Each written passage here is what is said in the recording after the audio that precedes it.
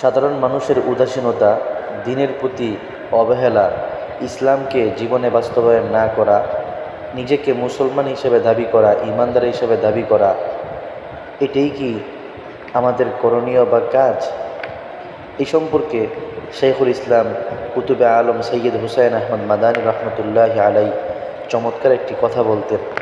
তিনি বলতেন যে ইসলাম শিল্পীর আঁকা চিত্রের মতো নয়, যে একটি কাগজের খসড়া হিসেবে সংরক্ষিত থাকবে, কিংবা কোনো বস্ত্রের মতো নয় যা আমরা শুধু গায়ে জড়াবো।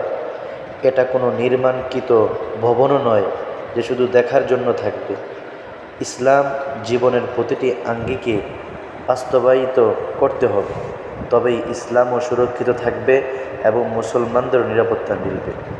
আজকে আমাদের মাঝে অধঃপতন, অনিরাপত্তা, উশৃঙ্খলতা, যত ধরনের বিশৃঙ্খলা রয়েছে, সব কিছুর মূলে রয়েছে ইসলামকে আমাদের জীবনের পদে পদে বাস্তবায়িত না করা, ইসলামকে পরিপূর্ণভাবে অনুসরণ না করা, ইসলামের ব্যাপারে অবহেলা করা, ইসলামের দাবি করা কিন্তু নিজেকে ইসলামের ভিতরে পরিপূর্ণ না ঢুকানো।